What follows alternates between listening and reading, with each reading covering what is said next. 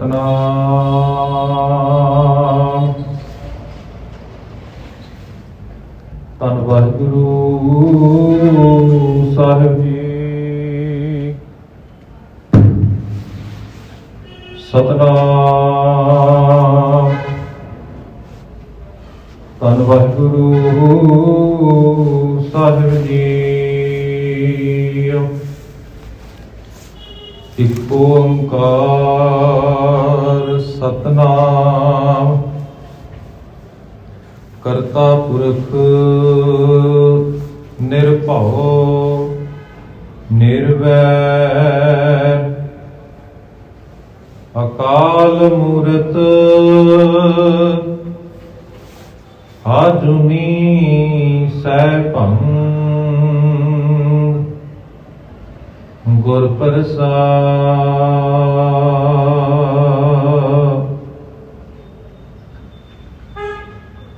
ਸ਼੍ਰੀ ਨਾਨਕ ਪਦ ਪੰਕਜ ਬੰਧਨ ਪਦ ਪੰਕਜ ਬੰਧਨਾ ਸਿਮਰੋ ਅੰਗਦ ਦੁਖ ਨਿਕੰਦਨਾ। ਅਮਰਦਾਸ ਗੁਰ ਹਿਰਦੈ ਧਿਆਵੋ ਹਿਰਦੈ ਧਿਆਵੋ। ਸ਼੍ਰੀ ਗੁਰੂ ਰਾਮਦਾਸ ਗੁਣ ਗਾਵੋ। ਸ਼੍ਰੀ ਅਰਜਨ ਬਿਗਨਨ ਕੇ ਨਾਸ਼ਕ ਬਿਗਨਨ ਕੇ ਨਾਸ਼ਕ। ਹਰਿ ਗੋਬਿੰਦ ਸੁਭ ਸਮਤ ਪ੍ਰਕਾਸ਼ਕ। ਸ਼੍ਰੀ ਹਰਿ ਰਾਏ ਨਮੋ ਕਰ ਜੋਰੀ ਨਮੋ ਕਰ ਜੋਰੀ। ਗੁਰ ਹਰਿ ਕ੍ਰਿਸ਼ਨ ਮਨਾਏ ਬਹੋਰੀ। ਤੇਗ ਬਹਾਦਰ ਪਰਮ ਕਿਰਪਾਲਾ ਪਰਮ ਕਿਰਪਾਲਾ। ਸ਼੍ਰੀ ਗੁਰੂ ਗੋਬਿੰਦ ਸਿੰਘ ਵਿਸਾਲਾ। ਧਰੋਂ ਧਰਾ ਪਰ ਪੁਨ ਪੁਨ ਸੀਸਾ ਪੁਨ ਪੁਨ ਸੀਸਾ। ਬੰਦੋ ਬਾਰ ਬਾਰ ਜਗਦੀਸਾ। ਜਿਸ ਮਹਿ ਅੰਮ੍ਰਿਤ ਗਿਆਨ ਹੈ ਮਾਨਕ ਭਗਤ ਬੈਰਾਗ। ਸ਼੍ਰੀ ਗੁਰੂ ਗ੍ਰੰਥ ਸਾਹਿਬ ਉਦਦ ਬੰਦੋ ਕਰ ਅਨੁਰਾਗ। ਏਕ ਓੰਕਾਰ ਸਤਿਗੁਰੂ ਤੇ ਪ੍ਰਸਾਦ ਸਤ ਹੋਏ। ਵਾਹਿਗੁਰੂ ਜੀ ਕੀ ਫਤਿਹ। ਵਿਘਨ ਵਿਨਾਸ਼ਨ ਸੋਏ। ਵਾਹਿਗੁਰੂ ਜੀ ਕੀ ਫਤਿਹ। ਵਿਘਨ ਵਿਨਾਸ਼ਨ ਸੋਏ। ਜੁਗੋ ਜੁਗ ਅਟਲ ਚਬਰ ਸ਼ਬਰ ਤਖਤ ਦੇ ਮਾਲਕ ਗੁਰਤਾ ਗੱਦੀ ਤੇ ਵਿਰਾਜਮਾਨ ਸਾਹਿਬ ਸ੍ਰੀ ਗੁਰੂ ਗ੍ਰੰਥ ਸਾਹਿਬ ਜੀ ਮਹਾਰਾਜ ਜੀ ਦੀ ਪਾਵਨ ਪਵਿੱਤਰ ਹਜ਼ੂਰੀ ਅੰਦਰ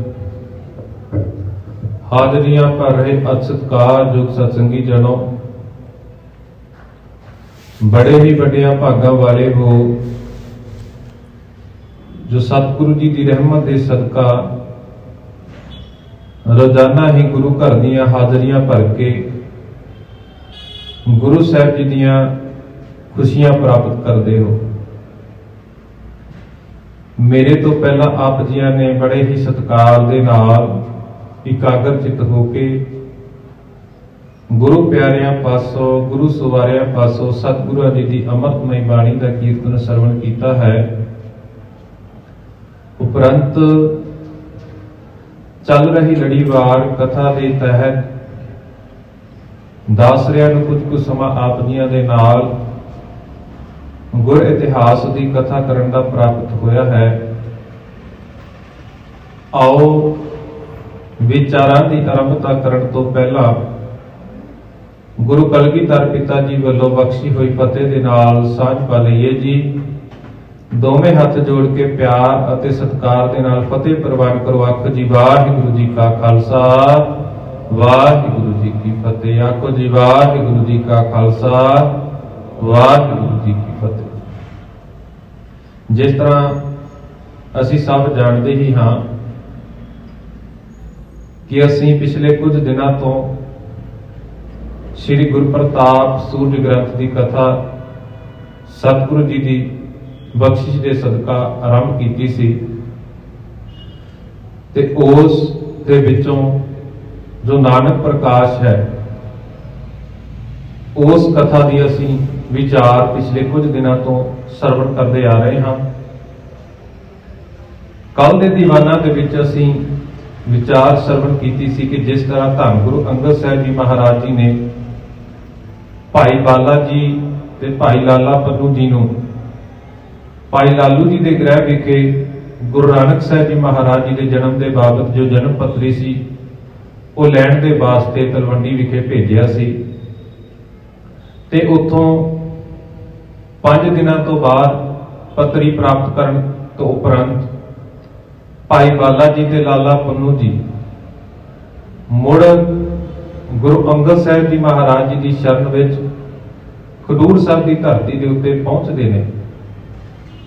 ਜਦੋਂ ਉਸ ਅਸਥਾਨ ਦੇ ਉੱਤੇ ਪਹੁੰਚਦੇ ਨੇ ਧੰਨ ਗੁਰੂ ਅੰਗਦ ਸਾਹਿਬ ਜੀ ਮਹਾਰਾਜ ਤਖਤ ਦੇ ਉੱਤੇ ਬਿਰਾਜਮਾਨ ਨੇ, ਦੀਵਾਨ ਸਜੇ ਹੋਏ ਨੇ ਤੇ ਜਦੋਂ ਭਾਈ ਬਾਲਾ ਜੀ ਤੇ ਲਾਲਾ ਪੰਨੂ ਜੀ ਗੁਰੂ ਸਾਹਿਬ ਜੀ ਵੱਲੋਂ ਸੌਂਪਿਆ ਹੋਇਆ ਕਾਰਜ ਨੇਪਰੇ ਚਾੜ ਕੇ ਗੁਰੂ ਸਾਹਿਬ ਜੀ ਦੀ ਸ਼ਰਨ ਦੇ ਵਿੱਚ ਹਾਜ਼ਰ ਹੁੰਦੇ ਨੇ ਤੇ ਧੰਨ ਗੁਰੂ ਨਾਨਕ ਸਾਹਿਬ ਜੀ ਮਹਾਰਾਜ ਜੀ ਦੇ ਚਾਚਾ ਜੀ ਵੱਲੋਂ ਭੇਜੀ ਹੋਈ ਭੇਟਾ ਗੁਰੂ ਚਰਨਾਂ ਦੇ ਵਿੱਚ ਸੌਂਪਦਿਆਂ ਹੋਇਆਂ ਸਤਿਗੁਰੂ ਜੀ ਨੂੰ ਨਮਸਕਾਰ ਕਰਦੇ ਨੇ ਤੇ ਉਹ ਜਨਮ ਪੱਤਰੀ ਧੰਨ ਗੁਰੂ ਅੰਗਦ ਸਾਹਿਬ ਜੀ ਮਹਾਰਾਜ ਜੀ ਦੇ ਹੱਥ ਦੇ ਵਿੱਚ ਸੌਂਪਣੀ ਕਰਦੇ ਨੇ।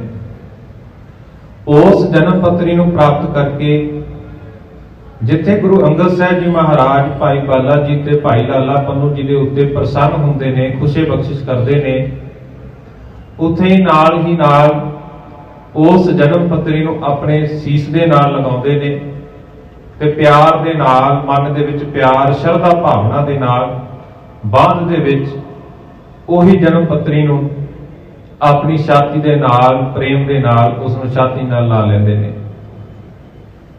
ਉਸ ਤੋਂ ਬਾਅਦ ਜੋ ਅਗਲੇਰਾ ਇਤਿਹਾਸ ਹੈ ਅਸੀਂ ਅੱਜ ਦੇ ਦੀਵਾਨਾਂ ਦੇ ਵਿੱਚ ਸਰਵਣ ਕਰਾਂਗੇ ਤੇ ਕਿਸ ਤਰ੍ਹਾਂ ਧੰਨ ਗੁਰੂ ਅੰਗਦ ਸਾਹਿਬ ਜੀ ਮਹਾਰਾਜ ਉਸ ਜਨਮ ਪੱਤਰੀ ਦੇ ਦਰਸ਼ਨ ਕਰਦੇ ਨੇ ਜਾਂ ਉਸ ਜਨਮ ਪੱਤਰੀ ਦੇ ਬਾਬਤ ਹੋਰ ਕੀ ਵਿਚਾਰ ਗੁਰੂ ਸਾਹਿਬ ਜੀ ਅਤੇ ਗੁਰੂ ਸਾਹਿਬ ਜੀ ਦੇ ਪਿਆਰੇ ਸਿੱਖਾਂ ਵਿਚਕਾਰ ਹੁੰਦੀ ਹੈ, ਉਸ ਵਿਚਾਰ ਦੀ ਆਰੰਭਤਾ ਅਸੀਂ ਅੱਜ ਦੇ ਦੀਵਾਨਾਂ ਦੇ ਵਿੱਚ ਕਰਾਂਗੇ।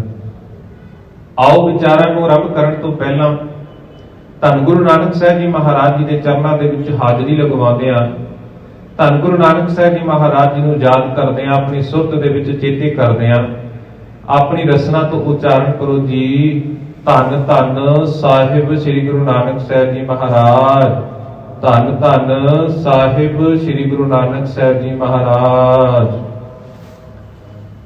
ਦਰਸ਼ਨ ਤੁਮ ਕਰਵਾਇਓ ਗੁਰ ਕਾ, ਜਿਸ ਤੇ ਭ੍ਰਮ ਭਾਗਿਓ ਹੈ ਉਰ ਕਾ। ਧੰਨ ਗੁਰੂ ਅੰਗਦ ਸਾਹਿਬ ਜੀ ਮਹਾਰਾਜ ਭਾਈ ਬਾਲਾ ਜੀ ਨੂੰ ਬਚਨ ਆਖਦੇ ਨੇ ਕਿ ਭਾਈ ਬਾਲਾ ਜੀ ਤੁਸੀਂ ਇਹ ਬਹੁਤ ਹੀ ਵੱਡੇ ਪਰਉਪਕਾਰ ਦਾ ਕਾਰਜ ਕੀਤਾ ਹੈ। ਇਹ ਜਨਮ ਪੱਤਰੀ ਲੈ ਕੇ ਆਏ ਹੋ, ਬਹੁਤ ਹੀ ਵੱਡਾ ਪਰਉਪਕਾਰ ਵਾਲਾ ਕਾਰਜ ਤੁਸੀਂ ਨੇਪਰੇ ਚਾੜਿਆ ਹੈ। ਸਾਨੂੰ ਇਸ ਤਰ੍ਹਾਂ ਲੱਗਦਾ ਹੈ ਕਿ ਇਹ ਜਨਮ ਪੱਤਰੀ ਦੇ ਰਾਹੀਂ ਤੁਸੀਂ ਸਾਨੂੰ ਧੰਨ ਗੁਰੂ ਨਾਨਕ ਸਾਹਿਬ ਜੀ ਮਹਾਰਾਜ ਜੀ ਦੇ ਦਰਸ਼ਨ ਕਰਵਾ ਦਿੱਤੇ ਨੇ, ਜਿਸ ਦੇ ਭ੍ਰਮ ਭਾਗਿਓ ਹੈ ਉਰ ਕਾ। ਉਰਕਾ ਕਹਿੰਦੇ ਨੇ ਮਨ ਨੂੰ, ਹਿਰਦੇ ਨੂੰ, ਜਿਸ ਦੇ ਨਾਲ ਸਾਡੇ ਮਨ ਦੇ ਜਿਹੜੇ ਭਰਮ ਸਨ, ਭਰਮ ਭੁਲੇਖੇ ਸਨ, ਉਹ ਸਾਰੇ ਦੇ ਸਾਰੇ ਹੀ ਦੂਰ ਹੋ ਗਏ। ਸਹਿਸ ਕ੍ਰਿਤ ਅਛਰ ਜਬ ਚੀਨੇ, ਤਬ ਅੰਗਦ ਜੀ ਬਚਨ ਸੋ ਕੀਨੇ। ਜਦੋਂ ਗੁਰੂ ਅੰਗਦ ਸਾਹਿਬ ਜੀ ਮਹਾਰਾਜ ਜੀ ਨੇ ਉਹ ਜਨਮ ਪੱਤਰੀ ਨੂੰ ਖੋਲ ਕੇ ਦੇਖਿਆ ਤਾਂ ਕੀ ਦੇਖਦੇ ਨੇ ਕਿ ਉਹ ਜਨਮ ਪੱਤਰੀ ਸੰਸਕ੍ਰਿਤ ਦੀ ਭਾਸ਼ਾ ਦੇ ਵਿੱਚ ਦੇਵਗੰਧਾਰੀ ਭਾਸ਼ਾ ਦੇ ਵਿੱਚ ਜਿਹੜੀ ਹੈ ਉਹ ਲਿਖੀ ਹੋਈ ਹੈ। ਉਸ ਦੇ ਵਿੱਚ ਜਿਹੜੇ ਅੱਖਰ ਨੇ ਉਹ ਸੰਸਕ੍ਰਿਤ ਭਾਸ਼ਾ ਦੇ ਲਿਖੇ ਹੋਏ ਨੇ। ਤਬ ਅੰਗਦ ਜੀ ਬਚਨ ਸੋ ਕੀਨੇ, ਤਾਂ ਗੁਰੂ ਅੰਗਦ ਸਾਹਿਬ ਜੀ ਮਹਾਰਾਜ ਜੀ ਨੇ ਆਪਣੀ ਰਚਨਾ ਤੋਂ ਇਹ ਬਚਨ ਕੀਤੇ। ਇਨ ਅਚਰਨ ਕੋ ਜੋ ਜਾਣੈ, ਸੋ ਜਾ ਕੋ ਪੜ ਅਰਥ ਬਖਾਨੈ, ਕਿ ਇਹਨਾਂ ਅੱਖਰਾਂ ਨੂੰ ਜਿਹੜਾ ਜਾਣਦਾ ਹੈ ਉਹੀ ਇਹਨਾਂ ਅੱਖਰਾਂ ਨੂੰ ਪੜ੍ਹ ਕੇ ਬਿਆਨ ਕਰਕੇ ਦੱਸ ਸਕਦਾ ਹੈ ਕਿ ਇਸ ਦੇ ਕੀ ਅਰਥ ਬਣਦੇ ਨੇ। ਸੰਸਕ੍ਰਿਤ ਦੇ ਵਿੱਚ ਉਹ ਜਨਮ ਪੱਤਰੀ ਦੇਖੀ ਤੇ ਜਨਮ ਪੱਤਰੀ ਦੇਖਣ ਤੋਂ ਬਾਅਦ ਗੁਰੂ ਅੰਗਦ ਸਾਹਿਬ ਜੀ ਮਹਾਰਾਜ ਆਪਣੀ ਰਚਨਾ ਤੋਂ ਬਚਨ ਆਖਦੇ ਨੇ ਕਿ ਜਿਹੜਾ ਇਸ ਭਾਸ਼ਾ ਦਾ ਗਿਆਤਾ ਹੈ, ਜਿਹੜਾ ਇਸ ਭਾਸ਼ਾ ਨੂੰ ਪੜ੍ਹਨੀ ਜਾਣਦਾ ਹੈ, ਜਿਸ ਨੂੰ ਇਸ ਭਾਸ਼ਾ ਦਾ ਗਿਆਨ ਹੈ, ਉਹੀ ਇਸ ਭਾਸ਼ਾ ਨੂੰ ਪੜ੍ਹ ਕੇ, ਇਹਨਾਂ ਅੱਖਰਾਂ ਨੂੰ ਪੜ੍ਹ ਕੇ ਸਾਨੂੰ ਦੱਸ ਸਕਦਾ ਹੈ ਕਿ ਇਸ ਅੱਖਰਾਂ ਦੇ ਕੀ ਅਰਥ ਬਣਦੇ ਨੇ। ਗੁਰਮੁਖੀ ਚਹਿ ਕਰਵਾਈ, ਪੜ੍ਹੇ ਸੁਣੇ ਸਿੱਖ ਗੁਰਮਤਿ ਪਾਈ। ਵੀ ਇਸ ਸੰਸਕ੍ਰਿਤ ਭਾਸ਼ਾ ਦੇ ਵਿੱਚ ਲਿਖੀ ਹੋਈ ਜਨਮ ਪੱਤਰੀ ਦਾ ਉਤਾਰਾ ਗੁਰਮੁਖੀ ਭਾਸ਼ਾ ਦੇ ਵਿੱਚ ਵੀ ਕਰਾਉਣਾ ਚਾਹੀਦਾ ਹੈ। ਗੁਰਮੁਖੀ ਲਿਪੀ ਦੇ ਵਿੱਚ ਵੀ ਇਸ ਦਾ ਉਤਾਰਾ ਕਰਵਾਇਆ ਜਾਵੇ ਤਾਂ ਕਿ ਸਾਰੀ ਸਿੱਖ ਸੰਗਤ ਇਸ ਨੂੰ ਆਸਾਨੀ ਦੇ ਨਾਲ ਪੜ੍ਹ ਸਕੇ। ਅਸੀਂ ਆਮ ਤੌਰ ਦੇ ਉੱਤੇ ਜਦੋਂ ਗੁਰੂ ਅੰਗਦ ਸਾਹਿਬ ਜੀ ਮਹਾਰਾਜ ਜੀ ਦਾ ਇਤਿਹਾਸ ਪੜ੍ਹਨ ਦਾ ਯਤਨ ਕਰਦੇ ਆ ਨਾ, ਤਾਂ ਧੰਨ ਗੁਰੂ ਅੰਗਦ ਸਾਹਿਬ ਜੀ ਮਹਾਰਾਜ ਜੀ ਦੇ ਸਮੇਂ ਹੀ ਗੁਰਮੁਖੀ ਲਿਪੀ ਦਾ ਵੱਧ ਪ੍ਰਚਾਰ ਪ੍ਰਸਾਰ ਹੋਇਆ। ਹਾਲਾਂਕਿ ਜਦੋਂ ਅਸੀਂ ਗੁਰੂ ਗ੍ਰੰਥ ਸਾਹਿਬ ਜੀ ਮਹਾਰਾਜ ਜੀ ਦੀ ਪਾਵਨ ਬਾਣੀ ਦੇ ਦਰਸ਼ਨ ਕਰਾਂਗੇ ਤਾਂ ਸਾਨੂੰ ਉਸ ਦੇ ਵਿੱਚ ਭਗਤ ਸ਼ੇਖਪ੍ਰੀਤ ਜੀ ਦੀ ਵੀ ਬਾਣੀ ਸਾਨੂੰ ਪੜ੍ਹਨ ਨੂੰ ਮਿਲਦੀ ਹੈ। ਭਗਤ ਸ਼ੇਖਪ੍ਰੀਤ ਜੀ ਧੰਨ ਗੁਰੂ ਨਾਨਕ ਸਾਹਿਬ ਜੀ ਮਹਾਰਾਜ ਜੀ ਤੋਂ 100 ਸਾਲ ਪਹਿਲਾਂ ਉਹਨਾਂ ਦਾ ਇਸ ਧਰਤੀ ਦੇ ਉੱਤੇ ਜਨਮ ਹੁੰਦਾ ਹੈ ਤੇ ਬਾਬਾ ਸ਼ੇਖਪ੍ਰੀਤ ਜੀ ਨੇ ਵੀ ਆਪਣੀ ਬਾਣੀ ਦੇ ਵਿੱਚ ਠੇਠ ਪੰਜਾਬੀ ਦੀ ਜਿਹੜੀ ਹੈ ਉਹ ਵਰਤੋਂ ਕੀਤੀ ਹੈ। ਇਸ ਦਾ ਪ੍ਰਚਾਰ ਪ੍ਰਸਾਰ ਧੰਨ ਗੁਰੂ ਅੰਗਦ ਸਾਹਿਬ ਜੀ ਮਹਾਰਾਜ ਜੀ ਦੇ ਸਮੇਂ ਜ਼ਿਆਦਾ ਹੁੰਦਾ ਹੈ। ਧੰਨ ਗੁਰੂ ਅੰਗਦ ਸਾਹਿਬ ਜੀ ਮਹਾਰਾਜ ਜੀ ਨੇ ਆਪਣੇ ਸਮੇਂ ਗੁਰਤਾ ਕਾਲ ਦੇ ਵਿੱਚ ਹੀ ਗੁਰੂ ਨਾਨਕ ਸਾਹਿਬ ਜੀ ਮਹਾਰਾਜ ਦੀ ਜਿਹੜੀ ਪਾਵਨ ਬਾਣੀ ਸੀ ਉਸ ਦੀਆਂ ਪੋਥੀਆਂ ਤਿਆਰ ਕਰਵਾ ਕੇ ਜਿੱਥੇ ਜਿੱਥੇ ਗੁਰੂ ਨਾਨਕ ਨਾਮ ਲੈਵਾ ਸੰਗਤ ਸੀ ਉਹਨਾਂ ਥਾਵਾਂ ਦੇ ਉੱਤੇ ਉਹ ਪੋਥੀਆਂ ਪੋਥੀਆਂ ਕੀਤੀਆਂ। ਤੇ ਇਸ ਤਰ੍ਹਾਂ ਧੰਨ ਗੁਰੂ ਅੰਗਦ ਸਾਹਿਬ ਜੀ ਮਹਾਰਾਜ ਹੀ ਬਚਨ ਆਖਦੇ ਨੇ ਕਿ ਇਹ ਜਿਹੜੀ ਜਨਮ ਪੱਤਰੀ ਹੈ ਸੰਸਕ੍ਰਿਤ ਭਾਸ਼ਾ ਦੇ ਵਿੱਚ ਲਿਖੀ ਹੋਈ ਹੈ, ਇਸ ਦਾ ਉਤਾਰਾ ਗੁਰਮੁਖੀ ਲਿਪੀ ਦੇ ਵਿੱਚ ਵੀ ਹੋਣਾ ਚਾਹੀਦਾ ਹੈ ਤਾਂ ਜੋ ਸਾਰੀ ਸਿੱਖ ਸੰਗਤ ਇਸ ਨੂੰ ਪੜ੍ਹ ਸਕੇ, ਇਸ ਨੂੰ ਜਾਣ ਸਕੇ ਤੇ ਪੜ੍ਹਨ ਦੇ ਵਿੱਚ ਸੋਖ ਮਹਿਸੂਸ ਹੋ ਸਕੇ। ਸੋਰਠਾ ਸਤਿਗੁਰ ਕਿਰਪਾ ਨਿਦਾਨ, ਸ੍ਰੀ ਨਾਨਕ ਜਗ ਬਿਦਤ ਜਪ, ਸੰਗਤ ਕੀਨ ਮਹਾਨ, ਜਾਨੀ ਵਿਦਿਆ ਪਰਣ ਤਬ। ਗੁਰੂ ਸਾਹਿਬ ਜੀ ਆਖਦੇ ਨੇ ਕਿ ਜਦੋਂ ਸਤਿਗੁਰੂ ਜੀ ਧੰਨ ਗੁਰੂ ਨਾਨਕ ਸਾਹਿਬ ਜੀ ਮਹਾਰਾਜ ਕਿਰਪਾ ਨਿਧਾਨ ਕਿਰਪਾਲੂ ਪ੍ਰਭੂ ਇਸ ਜਗਤ ਦੇ ਵਿੱਚ ਪ੍ਰਸਿੱਧ ਸਨ, ਸੰਗਤ ਕੀਨ ਮਹਾਨ, ਜਾਨੀ ਵਿਦਿਆ ਪਰਣ ਤਬ, ਤਾਂ ਉਹਨਾਂ ਨੇ ਵੀ ਜਿਹੜੀ ਆਪਣੀ ਬੋਲੀ ਹੈ, ਬੋਲੀ ਦੇ ਵਿੱਚ ਆਪਣੀ ਭਾਸ਼ਾ ਦੇ ਵਿੱਚ ਵਿਦਿਆ ਪ੍ਰਾਪਤ ਕਰਨ ਨੂੰ ਹੀ ਮਹਾਨ ਸਮਝਿਆ। ਹੋਰ ਤੇ ਹੋਰ ਧੰਨ ਗੁਰੂ ਨਾਨਕ ਸਾਹਿਬ ਜੀ ਮਹਾਰਾਜ ਜੀ ਨੇ ਆਪਣੀ ਬਾਣੀ ਜਿਹੜੀ ਉਚਾਰਨ ਕੀਤੀ ਹੈ ਉਹ ਵੀ ਗੁਰਮੁਖੀ ਲਿਪੀ ਦੇ ਵਿੱਚ ਹੀ ਉਚਾਰਨ ਕੀਤੀ ਤਾਂ ਜੋ ਸਿੱਖ ਸੰਗਤਾਂ ਆਸਾਨੀ ਦੇ ਨਾਲ ਪੜ੍ਹ ਸਕਣ ਤੇ ਉਹਨਾਂ ਨੂੰ ਸੌਖੇ ਤਰੀਕੇ ਦੇ ਨਾਲ ਇਹ ਬਾਣੀ ਜਿਹੜੀ ਹੈ ਸਮਝ ਆ ਸਕੇ। ਦੋਹਰਾ ਮਹਿਮਾ ਕਹਿਰਾ ਜੱਟ ਇੱਕ, ਕਹਿ ਸ੍ਰੀ ਅੰਗਦ ਪਾਸ, ਪੈੜਾ ਮੋਖਾ ਖੱਤਰੀ, ਸੁਲਤਾਨ ਹੈ ਪੁਰੇ ਬਾਸ। ਇੰਨੇ ਨੂੰ ਸੰਗਤ ਦੇ ਵਿੱਚੋਂ ਇੱਕ ਮਹਿਮਾ ਖਹਿਰਾ ਨਾਮ ਦਾ ਇੱਕ ਜੱਟ ਸਿੱਖ ਖੜਾ ਹੁੰਦਾ ਹੈ ਤੇ ਗੁਰੂ ਅੰਗਦ ਸਾਹਿਬ ਜੀ ਮਹਾਰਾਜ ਜੋ ਸੇਵਾ ਕਰਦਾ ਹੈ, ਗੁਰੂ ਅੰਗਦ ਸਾਹਿਬ ਜੀ ਮਹਾਰਾਜ ਪਾਸ ਹੀ ਰਹਿੰਦਾ ਹੈ ਤੇ ਉਹ ਗੁਰੂ ਜੀ ਨੂੰ ਆਖਦਾ ਹੈ कि एक पैड़ा मुखा खतरी सुल्तानपुर वास, कि पैड़ा मुखा नाम का एक खतरी जात का जिहड़ा सिख है जिसने गुरु नानक साहब जी महाराज जी के वेले की सिੱਖੀ धारण की है, वो सुल्तानपुर की धरती के उत्ते रहता है। जदों असीं अपने सिख इतिहास को पढ़न का यतन करांगे ना, तो सिख इतिहास दे विच 3 भाई पैड़ा नाम के सिख होए ने। पहले सिख धन गुरु नानक साहब जी महाराज जी के वेले, जिन्हां दा जिक्र असीं इस इतिहास के राही श्रवण कर रहे हैं। कुछ के इतिहासकार यह भी लिखते हैं कि जिहड़ी सब तो पहला जन्म साखी लिखी गई उसके लेखक उसके रचनहार भी ये भाई पैड़ा मुखा जी। दूजे भाई पैड़ा जी होए ने गुरु अर्जन साहब जी महाराज जी के वेले, जिन्हां ने अनेकां ही कारज गुरु साहब जी की शरण दे विच रहिंदिआं कीते सन। जदों धन गुरु अर्जन साहब जी महाराज जी ने श्री आदि ग्रंथ साहब जी की रचना आरंभ की ना, उस समय के जिहड़े भाई पैड़ा जी सन गुरु अर्जन साहब जी के वेले वाले 2 नंबर वाले भाई पैड़ा जी। ये भाई पैड़ा जी गुरु अर्जन साहब जी महाराज जी के संगत दे विच ही प्यारे सिख सन। जदों गुरु साहब जी ने श्री आदि ग्रंथ साहब जी महाराज जी की रचना आरंभ की ना, तां उस समय कुछ क विद्वान जिहड़े उस समय सन जां संगत दे विच ਇਹ प्रचार सी कि जदों धन गुरु नानक साहब जी महाराज श्रीलंका गए सन, सिंगलादीप गए सन, तां उत्थे दे राजे नूं कुछ बाणी गुरु साहब जी ने लिख के दित्ती सी। तां जदों गुरु अर्जन साहब जी महाराज जी ने इस बाबत पता लगा, तां धन गुरु अर्जन साहब जी महाराज जी ने उस समय भाई पैड़ा जी नूं सिंगलादीप की धरती के उत्ते भेजिया, जिसका अज श्रीलंका नाम है, कि जाके उस पोथी नूं उस बाणी नूं इकट्ठिया करके साडे पास लैके आओ। जदों गुरु अर्जन साहब जी महाराज जी के कहण दे उत्ते वो भाई पैड़ा जी उत्थे गए, उत्थों वो जिहड़ी बाणी सी जां जिहड़ी रचना सी वो लैके गुरु साहब जी की शरण दे विच आए। तां गुरु अर्जन साहब जी महाराज जी ने देखा भी ये जो विचार है, जो ये शब्द है, ये धन गुरु नानक साहब जी महाराज जी की विचारधारा दे नाल मेल नहीं खांदा, ते फिर वो शब्द गुरु ग्रंथ साहब जी महाराज जी दे विच दर्ज नहीं किया गया। जदों उस समय आदि ग्रंथ साहब जी की रचना हो रही है, बीड़ की जिहड़ी तैयारी हो रही है, स्वरूप की तैयारी हो रही है, नाल ही कुछ होर लेखक भी उसका उतारा कर रहे हैं, क्योंकि एक बार जदों उस गुरु ग्रंथ साहब महाराज जी उदों उस समय संपूर्णता हो जानी सी, तां दोबारा तो उसका उतारा नहीं किया जा सकता सी, क्योंकि प्रकाश होना सी ते संगत ने हाजरी भरनी सी। ते इस दे नाल ही नाल दी नाल उस गुरु ग्रंथ साहब जी महाराज जी के पावन स्वरूप तो ही उतारा किया जा रहा सी। कुल 11-12 कवि होर उत्थे बैठे बाणी का उतारा करे सन, जिन्हां दे विचों भाई बन्नो भी शामिल सन। आम तौर के उत्ते इतिहास दे विच असीं भाई बन्नो वाली बीड़ का भी जिक्र पढ़ते हाँ, जिसनूं खारे वाली बीड़ भी कहा जाता। ते भाई बन्नो जी ने जिस शब्द नूं गुरु अर्जन साहब जी महाराज जी ने जिहड़ा सिंगलादीप तो भाई पैड़ा जी लैके आए सी, उसनूं गुरु ग्रंथ साहब महाराज विच दर्ज करन तो मना कर दिता सी ना, ਉਹੀ शब्द भाई बन्नो जी ने अपनी बीड़ दे विच दर्ज कर लिया सी। होर अनेकां शब्द भाई बन्नो जी ने गुरु ग्रंथ साहब जी तो बाहरे होर शब्द उस भाई बन्नो वाली बीड़ दे विच दर्ज कीते ने, जिस करके उस बीड़ नूं खारे वाली बीड़ भी कहा जाता। दूजे भाई पैड़ा जी का जिक्र आप जी ने गुरु अर्जन साहब जी के वेले का सरवण किया, ते तीजे भाई पैड़ा जी होए ने गुरु हरगोबिंद साहब जी के वेले। जदों जहांगीर ने धन गुरु हरगोबिंद साहब जी महाराज जी नूं सदा भेजा, दिल्ली विखे बुलाया, तां जिहड़े गुरु हरगोबिंद साहब जी के नाल प्यारे सिख गए सन, उन्हां दे विचों एक भाई पैड़ा जी भी नाल उन्हां दे गए हुए सन।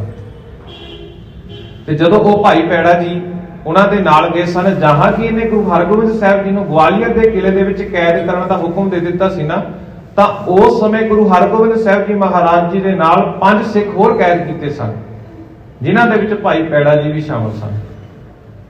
ते फिर जदों गुरु हरगोबिंद साहब जी के समय सब तो पहली जंग हुंदी बाज दे कारण, तां उस जंग दे विच भी उस समय जिहड़े गुरु हरगोबिंद साहब जी के समय भाई पैड़ा जी सन, उन्होंने उस जंग दे विच भी बड़े बहादुरी ते जोर दिखाए, ते उस जंग दे विच भी उन्हां दा योगदान है। उस समय वो भाई पैड़ा जी का अंतिम समय का कोई भी सानूं होर जिक्र नहीं मिलता। इतिहास दे विच इन्हां 3 भाई पैड़ा नाम के सिखां का जिक्र आउंदा है। इत्थे महिमा खैरा जट जो गुरु अंगद साहब जी महाराज जी का सिख है, ਉਹ ਗੁਰੂ ਅੰਗਦ ਸਾਹਿਬ ਜੀ ਮਹਾਰਾਜ ਜੀ ਨੂੰ ਆਖਦਾ ਹੈ ਕਿ ਇੱਕ ਪੈੜਾ ਮੁਖਾ ਨਾਮ ਦਾ ਜਿਹੜਾ ਹੈ ਗੁਰੂ ਨਾਨਕ ਸਾਹਿਬ ਜੀ ਮਹਾਰਾਜ ਜੀ ਦਾ ਸਿੱਖ ਹੈ, ਉਹ ਸੁਲਤਾਨਪੁਰ ਦੀ ਧਰਤੀ ਤੇ ਉਸ ਦਾ ਵਾਸਾ ਹੈ, ਉਹ ਸੁਲਤਾਨਪੁਰ ਦੀ ਧਰਤੀ ਦਾ ਰਹਿਣ ਵਾਲਾ ਹੈ।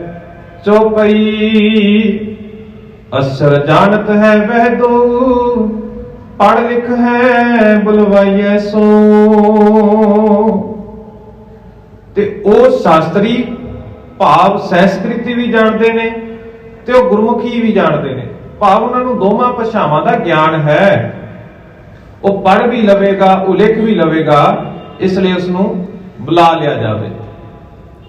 ਸ੍ਰੀ ਅੰਗਦ ਕਹਿ ਤੁਮ ਹੀ ਜਾਵੋ, ਕਰ ਸਤਕਾਰ ਤੁਰਤ ਲੈ ਆਵੋ।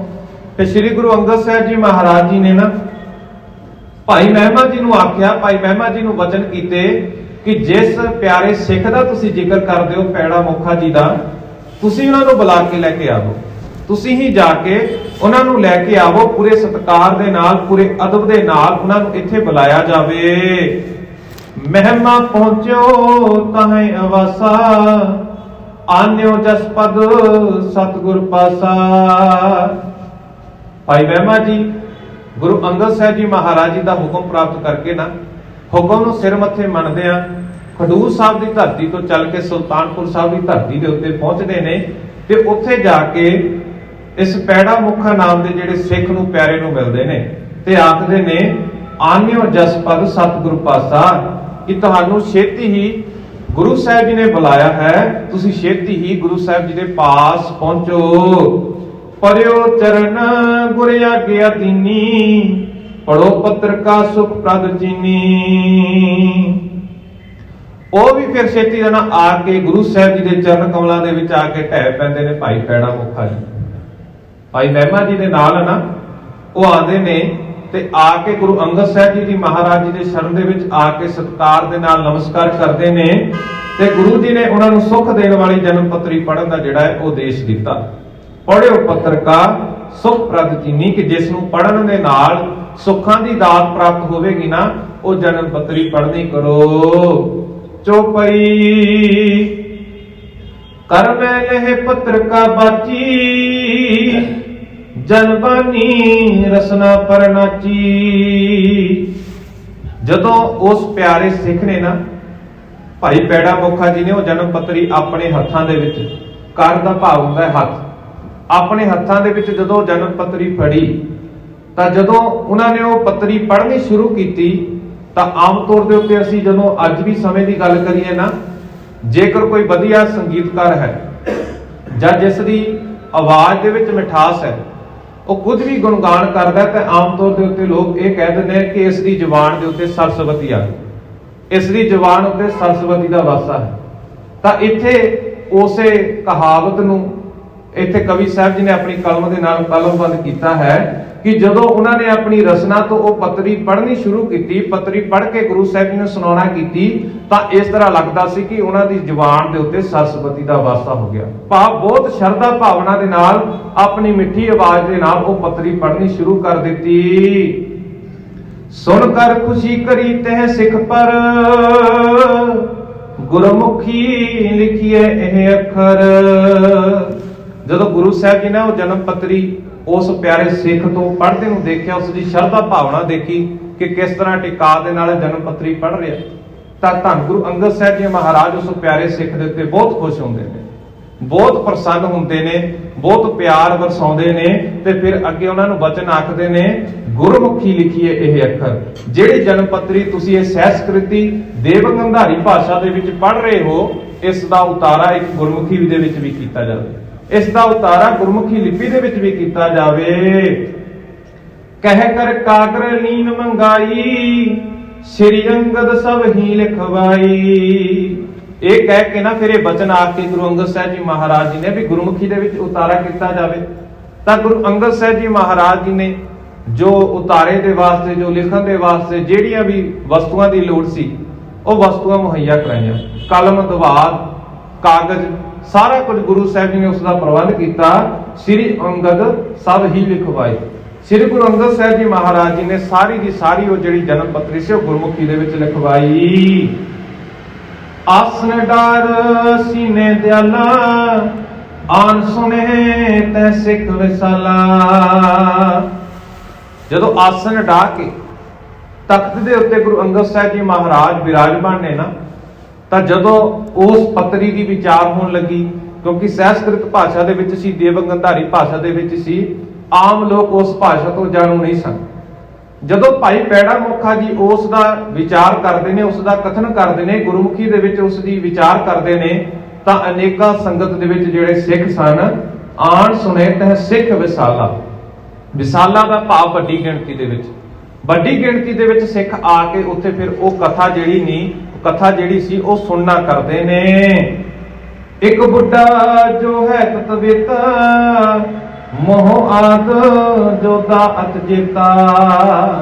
ਤੇ ਉਹਨਾਂ ਸਿੱਖ ਸੰਗਤਾਂ ਦੇ ਵਿੱਚ ਇੱਥੇ ਹੁਣ ਜ਼ਿਕਰ ਆਇਆ ਕਿ ਭਾਈ ਬੁੱਢਾ ਜੀ ਵੀ ਬੈਠੇ, ਬਾਬਾ ਬੁੱਢਾ ਜੀ ਵੀ ਉਸ ਸੰਗਤ ਦੇ ਵਿੱਚ ਬੈਠ ਕੇ ਗੁਰੂ ਨਾਨਕ ਸਾਹਿਬ ਜੀ ਮਹਾਰਾਜ ਜੀ ਦੀ ਕਥਾ ਜਿਹੜੀ ਹੈ ਉਹ ਸਰਵਣ ਕਰਦੇ ਨੇ।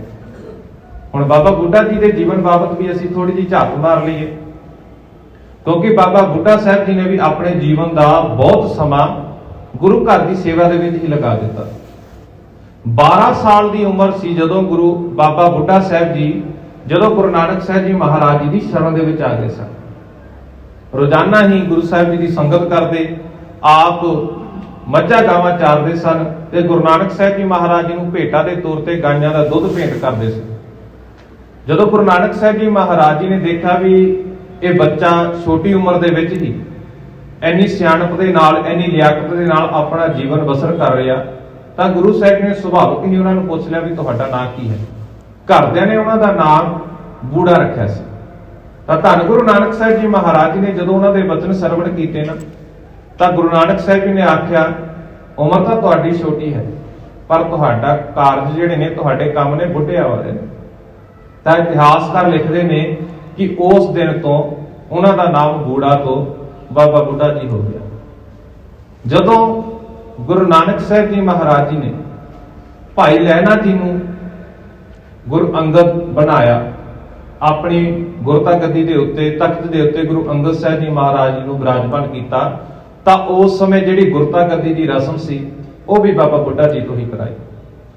6ਵੇਂ ਪਾਤਸ਼ਾਹੀ ਤੱਕ ਗੁਰਤਾ ਗੱਦੀ ਦੀ ਰਸਮ ਬਾਬਾ ਬੁੱਢਾ ਸਾਹਿਬ ਜੀ ਹੀ ਨਿਭਾਉਂਦੇ ਰਹੇ, ਤੇ ਉਸ ਤੋਂ ਬਾਅਦ ਜਿਹੜੀ ਰਸਮ ਸੀ ਬਾਕੀ ਦੇ ਗੁਰੂ ਸਾਹਿਬਾਨਾਂ ਦੇ ਗੁਰਤਾ ਗੱਦੀ ਦੀ ਰਸਮ ਸੀ, ਬਾਬਾ ਬੁੱਢਾ ਸਾਹਿਬ ਜੀ ਦੀ ਵੰਸ਼, ਉਹਨਾਂ ਦੇ ਪੁੱਤਰ, ਉਹਨਾਂ ਦੇ ਸੁਪੁੱਤਰ ਹੀ ਉਸ ਕਾਰਜ ਨੂੰ ਕਰਦੇ ਰਹੇ, ਉਸ ਕਾਰਜ ਨੂੰ ਨਿਭਾਉਂਦੇ ਰਹੇ। ਤੇ ਜਦੋਂ ਆਦਿ ਗ੍ਰੰਥ ਸਾਹਿਬ ਜੀ ਦੀ ਰਚਨਾ ਹੁੰਦੀ ਹੈ ਹਰਿਮੰਦਰ ਸਾਹਿਬ ਦੇ ਦਰਬਾਰ ਸਾਹਿਬ ਦੇ ਅੰਦਰ, ਜਦੋਂ ਸਭ ਤੋਂ ਪਹਿਲੀ ਵਾਰ ਗੁਰੂ ਗ੍ਰੰਥ ਸਾਹਿਬ ਜੀ ਮਹਾਰਾਜ ਜੀ ਦਾ, ਆਦਿ ਗ੍ਰੰਥ ਸਾਹਿਬ ਜੀ ਮਹਾਰਾਜ ਜੀ ਦਾ ਪ੍ਰਕਾਸ਼ ਹੁੰਦਾ ਹੈ ਨਾ, ਸਭ ਤੋਂ ਪਹਿਲਾ ਹੁਕਮਨਾਮਾ ਵੀ ਬਾਬਾ ਬੁੱਢਾ ਸਾਹਿਬ ਜੀ ਨੇ ਲਿਆ, ਤੇ ਉਸ ਦਰਬਾਰ ਸਾਹਿਬ ਦੇ ਸਭ ਤੋਂ ਪਹਿਲੇ ਹੈੱਡ ਗ੍ਰੰਥੀ ਵੀ ਬਾਬਾ ਬੁੱਢਾ ਜੀ ਹੀ ਹੋਏ। ਬਾਬਾ ਬੁੱਢਾ ਜੀ ਨੇ ਆਪਣੇ ਜੀਵਨ ਦਾ ਸਾਰਾ ਜਿਹੜਾ ਜੀਵਨ ਕਾਲ ਸੀ ਉਹ ਗੁਰੂ ਘਰ ਨੂੰ ਸਮਰਪਿਤ ਕਰਤਾ ਸੀ। ਤਾਂ ਇੱਥੇ ਕਵੀ ਜੀ ਜ਼ਿਕਰ ਕਰਦੇ ਨੇ ਕਿ ਉਹਨਾਂ ਸੰਗਤਾਂ ਦੇ ਵਿੱਚ ਇੱਕ ਬੁੱਢਾ ਜੋ ਹੈ ਤਤਵੇਤਾ, ਕਿ ਉਹਨਾਂ ਦਾ ਨਾਮ ਬਾਬਾ ਬੁੱਢਾ ਜੀ ਇੱਥੇ ਜ਼ਿਕਰ ਆਇਆ ਕਿ ਉਹ ਵੀ ਇਸ ਸੰਗਤ ਦੇ ਵਿੱਚ ਆ ਕੇ ਕਥਾ ਜਿਹੜੀ ਆ ਉਹ ਸਰਵਣ ਕਰਦੇ ਨੇ।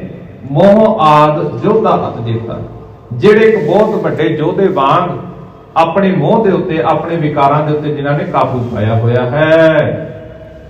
ਬਚਨ ਪਾਏ ਗੁਰੂ ਜੋ ਸਿਸ ਵੈਸਾ, ਭਇਓ ਪਰਮ ਬਿਰਦਨ ਤਨ ਜੈਸਾ, ਕਿ ਉਹਨਾਂ ਨੇ ਬਾਲ ਉਮਰ ਦੇ ਵਿੱਚ ਹੀ ਗੁਰੂ ਸਾਹਿਬ ਜੀ ਤੋਂ ਬਚਨ ਪ੍ਰਾਪਤ ਕੀਤੇ ਸਨ, ਗੁਰੂ ਸਾਹਿਬ ਜੀ ਤੋਂ ਬਚਨ ਸੁਣੇ ਸਨ, ਉਹਨਾਂ ਦਾ ਸਰੀਰ ਅਧਿਕ ਬੁੱਢਿਆਂ ਦੇ ਸਮਾਨ ਹੋ ਗਿਆ।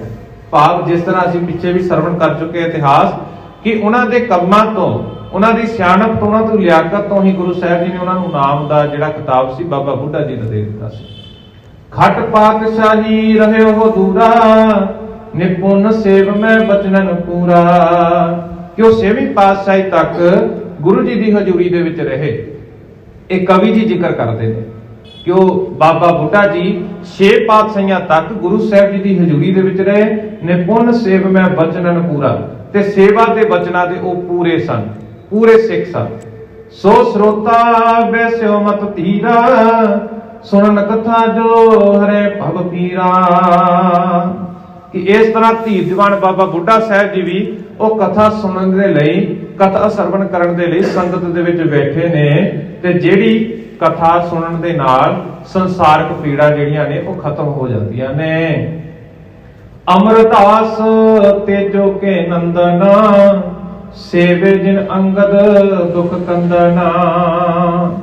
हुण अमरदास तेजो भाई तेजा जी दे सुपुत्र ਜਿਹੜੇ ਤੀਜੇ ਪਾਤਸ਼ਾਹ ਜੀ ਹੋਏ ਨੇ ਧੰਨ ਗੁਰੂ ਅਮਰਦਾਸ ਸਾਹਿਬ ਜੀ ਮਹਾਰਾਜ, ਉਹ ਵੀ ਗੁਰੂ ਅੰਗਦ ਸਾਹਿਬ ਜੀ ਮਹਾਰਾਜ ਜੀ ਦੀ ਸ਼ਰਨ ਦੇ ਵਿੱਚ ਆਏ ਸਨ। ਉਹਨਾਂ ਸਿੱਖ ਸੰਗਤਾਂ ਦੇ ਵਿੱਚ ਧੰਨ ਗੁਰੂ ਅਮਰਦਾਸ ਸਾਹਿਬ ਜੀ ਮਹਾਰਾਜ ਜੋ ਭਾਈ ਤੇਜਾ ਜੀ ਦੇ ਸੁਪੁੱਤਰ ਨੇ, ਉਹ ਵੀ ਉਸ ਸੰਗਤ ਦੇ ਵਿੱਚ ਬੈਠ ਕੇ ਇਹ ਸਾਰੀ ਜਿਹੜੀ ਕਥਾ ਹੈ ਗੁਰੂ ਨਾਨਕ ਸਾਹਿਬ ਜੀ ਮਹਾਰਾਜ ਜੀ ਦੇ ਜਨਮ ਦੇ ਬਾਬਤ, ਇਹ ਸਾਰੀ ਦੀ ਸਾਰੀ ਕਥਾ ਇਕਾਗਰਚਿਤ ਹੋ ਕੇ ਸਰਵਣ ਕਰਦੇ ਨੇ। ਸੇਵੇ ਜਿਨ ਅੰਗਦ ਦੁੱਖ ਕੰਦਨ, ਕਿ ਜਿਨ੍ਹਾਂ ਨੇ ਦੁੱਖਾਂ ਨੂੰ ਹਰਨ ਵਾਲੇ ਗੁਰੂ ਅੰਗਦ ਸਾਹਿਬ ਜੀ ਮਹਾਰਾਜ ਜੀ ਦੀ ਬੜੀ ਸ਼ਰਧਾ ਭਾਵਨਾ ਦੇ ਨਾਲ ਸੇਵਾ ਕੀਤੀ ਹੈ। ਗੁਰਤਾ ਪਾਈ ਜਿਨ ਪਛਾਤੀ ਸਨਤ ਪਇਓ ਸੋ ਕਥਾ ਸੁਹਾਤੀ, ਕਿ ਜਿਨ੍ਹਾਂ ਨੇ ਗੁਰੂ ਅੰਗਦ ਸਾਹਿਬ ਜੀ ਮਹਾਰਾਜ ਜੀ ਤੋਂ ਬਾਅਦ ਗੁਰਿਆਈ ਪ੍ਰਾਪਤ ਕੀਤੀ ਸੀ, ਉਹ ਵੀ ਇਕਾਗਰਚਿਤ ਹੋ ਕੇ ਸੋਭਨੀਕ ਕਥਾ ਜਿਹੜੀ ਹੈ ਉਹ ਸਰਵਣ ਕਰਦੇ ਹਨ। ਪੁਨ ਗੁਰਮੁਖ ਇੱਕ ਜੀਵਾ ਭਾਈ ਮਨ ਬਚ ਕਰਮ ਜਿਨ ਸੇਵ ਕਮਾਈ। ਫਿਰ ਇੱਕ ਭਾਈ ਜੀਵਾ ਨਾਂ ਦਾ ਗੁਰਮੁਖ ਪਿਆਰਾ ਸਿੱਖ ਹੈ ਜਿਹੜਾ ਉਸ ਸੰਗਤ ਦੇ ਵਿੱਚ ਬੈਠ ਕੇ ਕਥਾ ਸਰਵਣ ਕਰ ਰਿਹਾ ਹੈ, ਜਿਹਨੇ ਮਨ ਕਰਕੇ ਵਚਨਾ ਕਰਕੇ ਕਰਮਾਂ ਕਰਕੇ ਜਿਹੜੀ ਹੈ ਸੇਵਾ ਦੀ ਕਮਾਈ ਕੀਤੀ ਹੈ। ਸ੍ਰੀ ਅੰਗਦ ਹਿਤ ਭੋਜਨ ਤਿਆਗੀ ਕਰਤ ਪ੍ਰੀਤ ਸੁਰਚ ਰਸਵਾਰੀ, ਕਿ ਇਹ ਭਾਈ ਜੀਵਾ ਨਾਮੀ ਜਿਹੜਾ ਗੁਰਮੁਖ ਪਿਆਰਾ ਸਿੱਖ ਹੈ ਨਾ, ਇਹ ਧੰਨ ਗੁਰੂ ਅੰਗਦ ਸਾਹਿਬ ਜੀ ਮਹਾਰਾਜ ਜੀ ਦੇ ਲਈ ਪ੍ਰਸ਼ਾਦਾ ਤਿਆਰ ਕਰਦਾ ਹੈ, ਲੰਗਰ ਤਿਆਰ ਕਰਨ ਦੀ ਸੇਵਾ ਕਰਦਾ ਹੈ। ਤੇ ਕਵੀ ਜੀ ਆਖਦੇ ਨੇ ਕਿ ਬੜੀ ਸ਼ਰਧਾ ਭਾਵਨਾ ਦੇ ਨਾਲ ਪਿਆਰ ਦੇ ਨਾਲ ਜਿਹੜਾ ਇਹ ਗੁਰਮੁਖ ਪਿਆਰਾ ਹੈ ਗੁਰੂ ਸਾਹਿਬ ਜੀ ਦੇ ਲਈ ਸਵਾਦ ਲਈ ਬੜੇ ਸੋਹਣੇ ਤਰੀਕੇ ਦੇ ਨਾਲ ਪ੍ਰਸ਼ਾਦਾ ਪਾਣੀ ਜਿਹੜਾ ਹੈ ਉਹ ਤਿਆਰ ਕਰਦਾ ਹੈ। ਪਾਰੋ ਜੁਲਕਾ ਪੁਨ ਸਿੱਖ ਏਕੂ ਪਰਮਹੰਸ ਕੋ ਜਾਸ ਬਪੇਕੂ,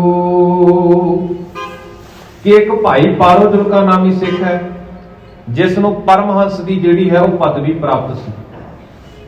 ਆਮ ਤੌਰ ਦੇ ਉੱਤੇ ਅਸੀਂ ਗੁਰਬਾਣੀ ਦੇ ਵਿੱਚ ਵੀ ਹੰਸ ਦਾ ਵੀ ਜ਼ਿਕਰ ਪੜ੍ਹਦੇ ਹਾਂ, ਪਰਮਹੰਸ ਦਾ ਜ਼ਿਕਰ ਵੀ ਪੜ੍ਹਦੇ ਹਾਂ, ਬੰਗਲੇ ਦੀ ਵੀ ਜਾਂ ਹੋਰ ਅਨੇਕਾਂ ਪੰਛੀਆਂ ਦੀਆਂ ਉਦਾਹਰਨਾਂ ਗੁਰੂ ਸਾਹਿਬ ਜੀ ਨੇ ਬਾਣੀ ਦੇ ਵਿੱਚ ਸਾਡੇ ਮਨ ਨੂੰ ਸਮਝਾਉਣ ਦੇ ਲਈ ਵਰਤੀਆਂ ਨੇ। ਪਰਮਹੰਸ ਦਾ ਮਤਲਬ ਹੁੰਦਾ ਕਿ ਜਿਹੜਾ ਆਪਣੀ ਹੰਸ ਦੀ ਚੁੰਝ ਦੇ ਵਿੱਚ ਇੰਨੀ ਤਾਕਤ ਹੁੰਦੀ, ਹਾਲਾਂਕਿ ਅਸੀਂ ਕਿਸੇ ਨੇ ਵੀ ਹੰਸ ਨੂੰ ਦੇਖਿਆ ਨਹੀਂ ਹੋਣਾ, ਹੰਸ ਦੀ ਚੁੰਝ ਦੇ ਵਿੱਚ ਇੰਨੀ ਕੁ ਤਾਕਤ ਹੁੰਦੀ ਕਿ ਜੇਕਰ ਅਸੀਂ ਪਾਣੀ ਦੇ ਵਿੱਚ ਦੁੱਧ ਵੀ ਮਿਲਾ ਦਈਏ ਨਾ, ਉਸ ਦੇ ਚੁੰਝ ਦੇ ਵਿੱਚ ਇਹੋ ਜਿਹਾ ਪਦਾਰਥ ਹੁੰਦਾ ਜਿਹੜਾ ਪਾਣੀ ਤੇ ਦੁੱਧ ਨੂੰ ਵੱਖ ਕਰ ਦਿੰਦਾ ਤੇ ਉਹ ਦੁੱਧ ਨੂੰ ਆਪਣੇ ਸਰੀਰ ਦੇ ਅੰਦਰ ਗ੍ਰਹਿਣ ਕਰ ਲੈਂਦਾ ਤੇ ਪਾਣੀ ਨੂੰ ਛੱਡ ਦਿੰਦਾ। ਤੇ ਉਸ ਦੇ ਗੁਣਾਂ ਦੇ ਆਧਾਰ ਦੇ ਉੱਤੇ ਭਾਈ ਪਾਰੋ ਜੁਲਕਾ ਨੂੰ ਜਿਹੜੀ ਹੈ ਪਰਮਹੰਸ ਦੀ ਪਦਵੀ ਪ੍ਰਾਪਤ ਸੀ। ਭਾਵ ਇਹ ਸੰਸਾਰ ਦੇ ਵਿੱਚ ਵਿਚਰਦਿਆਂ ਜਿੱਥੇ ਇਹਨਾਂ ਨੂੰ ਕੀਮਤੀ ਗੁਣ ਪ੍ਰਾਪਤ ਹੁੰਦੇ ਨੇ, ਇਹ ਪ੍ਰਾਪਤ ਕਰ ਲੈਂਦੇ ਨੇ, ਔਗਣਾਂ ਨੂੰ ਛੱਡ ਦਿੰਦੇ ਨੇ। ਤੇ ਇਹ ਭਾਈ ਪਾਰੋ ਜੁਲਕਾ ਨੂੰ ਹੀ ਗੁਰੂ ਅਮਰਦਾਸ ਸਾਹਿਬ ਜੀ ਮਹਾਰਾਜ ਜੀ ਦੇ ਸਮੇਂ ਅਸੀਂ ਜਦੋਂ ਪੜ੍ਹਦੇ ਹਾਂ ਇਤਿਹਾਸ ਨੂੰ, ਤਾਂ ਗੁਰੂ ਅਮਰਦਾਸ ਸਾਹਿਬ ਜੀ ਮਹਾਰਾਜ ਜੀ ਨੇ 22 ਮੰਜੀਆਂ ਥਾਪੀਆਂ ਸਨ। ਤਾਂ ਉਹਨਾਂ 22 ਮੰਜੀਆਂ ਦੇ ਵਿੱਚੋਂ ਇਹ ਭਾਈ ਪਾਰੋ ਜੁਲਕਾ ਜੀ ਨੂੰ ਵੀ ਇੱਕ ਮੰਜੀਦਾਰ ਥਾਪਿਆ ਸੀ, ਭਾਵ ਇੱਕ ਪ੍ਰਚਾਰਕ ਥਾਪਿਆ ਸੀ ਜਿਹੜੇ ਵੱਖ-ਵੱਖ ਥਾਵਾਂ ਦੇ ਉੱਤੇ ਜਾ ਕੇ ਪ੍ਰਚਾਰ ਕਰਦੇ ਸਨ। ਇਹ ਵੀ ਗੁਰੂ ਅਮਰਦਾਸ ਸਾਹਿਬ ਜੀ ਮਹਾਰਾਜ ਜੀ ਦੇ ਇਹ ਪਰਮ ਸਿੱਖ ਨੇ ਗੁਰੂ ਅੰਗਦ ਸਾਹਿਬ ਜੀ ਮਹਾਰਾਜ ਜੀ ਦੀ ਸ਼ਰਨ ਦੇ ਵਿੱਚ ਆ ਕੇ ਗੁਰੂ ਘਰ ਦੀਆਂ ਸੰਗਤਾਂ ਦੇ ਵਿੱਚ ਬੈਠ ਕੇ ਇਹ ਕਥਾ ਸਰਵਣ ਕਰਦੇ ਨੇ। ਤਜਨ ਅਸਾਰੰਗ ਸਾਰ ਗ੍ਰਹੀਤੀ ਪੈ ਅਪ ਕੀ ਜਿਉ ਹੰਸਨ ਰੀਤੀ।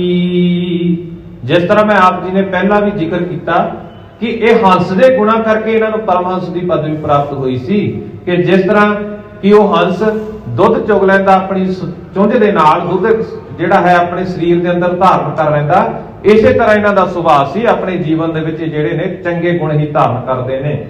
ਚੋਪਈ ਸੈਨ ਸਰਸ ਇੱਕ ਤਿੰਗਾ ਨਾਈ ਜਿਨ ਸਿੱਖੀ ਕੀ ਰੀਤ ਕਮਾਈ। ਫਿਰ ਆਖਦੇ ਨੇ ਕਿ ਭਗਤ ਸੈਨ ਜੀ ਵਰਗਾ ਇੱਕ ਧਿੰਗਾ ਨਾਈ ਵੀ ਇਸ ਸਿੱਖ ਸੰਗਤ ਦੇ ਵਿੱਚ ਬੈਠਾ ਹੈ, ਜਿਨ ਸਿੱਖੀ ਕੀ ਰੀਤ ਕਮਾਈ, ਕਿ ਜਿਸ ਨੇ ਸਿੱਖੀ ਦੀ ਰੀਤ ਅਨੁਸਾਰ ਕਮਾਈ ਕੀਤੀ ਹੈ, ਸਿੱਖੀ ਦੀ ਮਰਿਆਦਾ ਦੇ ਅਨੁਸਾਰ ਘਾਲਣਾ ਕੀਤੀ ਹੈ। ਭਾ ਮੁਰੀਦ ਮੁਰਦੇ ਕੀ ਨਿਆਈ ਗੁਰੂ ਗੋਰ ਮੈਂ ਕੀਨ ਸਮਾਈ।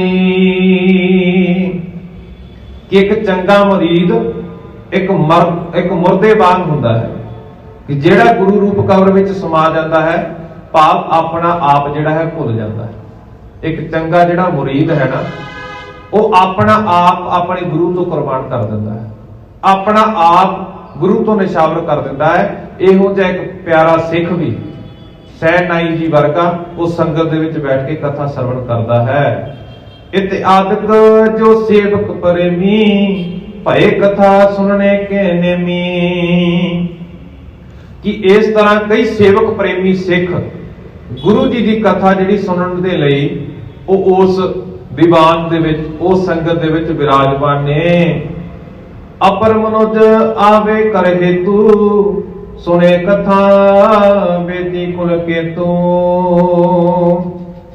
ਵੀ ਹੋਰ ਜਿਹੜੇ ਪਿਆਰੇ ਪ੍ਰੇਮ ਕਰਨ ਵਾਲੇ ਮਨੁੱਖ ਨੇ, ਉਹ ਵੀ ਧੰਨ ਗੁਰੂ ਨਾਨਕ ਸਾਹਿਬ ਜੀ ਮਹਾਰਾਜ ਜੀ ਦੀ ਕਥਾ ਸੁਣਨ ਦੇ ਲਈ, ਕਥਾ ਸਰਵਣ ਕਰਨ ਦੇ ਲਈ ਉਸ ਸੰਗਤ ਦੇ ਵਿੱਚ ਹਾਜ਼ਰੀਆਂ ਭਰਦੇ ਨੇ। ਜਿਹੜੇ ਬੇਦੀ ਕੁਲ ਦੇ ਧਿਰਜ ਸਤਿਗੁਰੂ ਨਾਨਕ ਦੇਵ ਜੀ ਮਹਾਰਾਜ ਜੀ ਨੇ, ਉਹ ਧੰਨ ਗੁਰੂ ਨਾਨਕ ਸਾਹਿਬ ਜੀ ਮਹਾਰਾਜ ਜੀ ਦੀ ਕਥਾ ਪ੍ਰੇਮ ਪਿਆਰ ਦੇ ਨਾਲ ਸਰਵਣ ਕਰਨ ਦੇ ਲਈ ਉਸ ਸੰਗਤ ਦੇ ਵਿੱਚ ਵਿਰਾਜਮਾਨ ਨੇ। ਦੋਹਰਾ ਬਾਲਾ ਕਰ ਦੋ ਚਾਰ ਮੁਖ ਪੈੜੇ ਲਿਖੀ ਸੁਧਾਰ, ਲਿਖਵਾਈ ਅੰਗਦ ਗੁਰੂ ਜਗ ਕੇ ਕਾਜ ਉਦਾਰ। ਕਿ ਭਾਈ ਬਾਲਾ ਜੀ ਆਪਣੇ ਮੁਖ ਤੋਂ ਕਥਾ ਉਚਾਰਨ ਕਰਦੇ ਨੇ ਤੇ ਭਾਈ ਪੈੜਾ ਮੁਖਾ ਜੀ ਗੁਰਮੁਖੀ ਦੇ ਵਿੱਚ ਲਿਖ ਕੇ ਸੁਧਾਰ ਕਰਦੇ ਨੇ। ਤੇ ਇਸ ਤਰ੍ਹਾਂ ਧੰਨ ਗੁਰੂ ਅੰਗਦ ਸਾਹਿਬ ਜੀ ਮਹਾਰਾਜ ਜੀ ਨੇ ਆਪ ਇਹ ਕਥਾ ਲਿਖਵਾ ਕੇ ਜਗ ਦੇ ਉੱਤੇ ਉਧਾਰ ਕੀਤਾ। ਸੋ ਸੁਣ ਵਰਣਨ ਕਰਤ ਕਬ ਛੰਦ ਚ ਚੋਪਈ ਬੰਦ, ਸ੍ਰੀ ਨਾਨਕ ਪਰਮਾਤਮਾ ਬੰਦਨ ਕਰ ਸੁਖ ਕੰਦ। ਕਿ ਇਸ ਤਰ੍ਹਾਂ ਸੁੱਖਾਂ ਦੇ ਦਾਤਾ ਧੰਨ ਗੁਰੂ ਨਾਨਕ ਸਾਹਿਬ ਜੀ ਮਹਾਰਾਜ ਜੀ ਨੂੰ ਪਰਮਾਤਮਾ ਰੂਪ ਜਾਣ ਕੇ ਉਹਨਾਂ ਨੂੰ ਨਮਸਕਾਰ ਕਰਦੇ, ਉਹਨਾਂ ਨੂੰ ਮੱਥਾ ਟੇਕ ਕੇ ਕਵੀ ਜੀ ਨੇ ਇਸ ਕਥਾ ਦਾ ਵਰਣਨ ਚੌਪਈ ਦੇ ਵਿੱਚ, ਛੰਦ ਦੇ ਵਿੱਚ ਤੇ ਬੰਦ ਦੇ ਵਿੱਚ ਕੀਤਾ ਹੈ। ਹੁਣ ਤੱਕ ਦੇ ਦੀਵਾਨਾਂ ਦੇ ਵਿੱਚ ਅਸੀਂ ਨਾਨਕ ਪ੍ਰਕਾਸ਼ ਗ੍ਰੰਥ ਦੇ ਵਿੱਚੋਂ ਇੱਥੋਂ ਤੱਕ ਦੂਜੇ ਅਧਿਆਏ ਦੀ ਕਥਾ ਸਰਵਣ ਕਰ ਚੁੱਕੇ ਹਾਂ। ਕੱਲ ਦੇ ਦੀਵਾਨਾਂ ਦੇ ਵਿੱਚ ਅਸੀਂ ਅਗਲੇ ਅਧਿਆਏ ਦੀ ਜਿਹੜੀ ਹੈ ਉਹ ਕਥਾ ਆਰੰਭ ਕਰਾਂਗੇ ਕਿ ਕਿਸ ਤਰ੍ਹਾਂ ਧੰਨ ਗੁਰੂ ਨਾਨਕ ਸਾਹਿਬ ਜੀ ਮਹਾਰਾਜ ਜੀ ਦਾ ਅਵਤਾਰ ਹੁੰਦਾ ਹੈ। ਸੋ ਇਹ ਵਿਚਾਰਾਂ ਅਸੀਂ ਕੱਲ ਦੇ ਦੀਵਾਨਾਂ ਦੇ ਵਿੱਚ ਕਰਾਂਗੇ।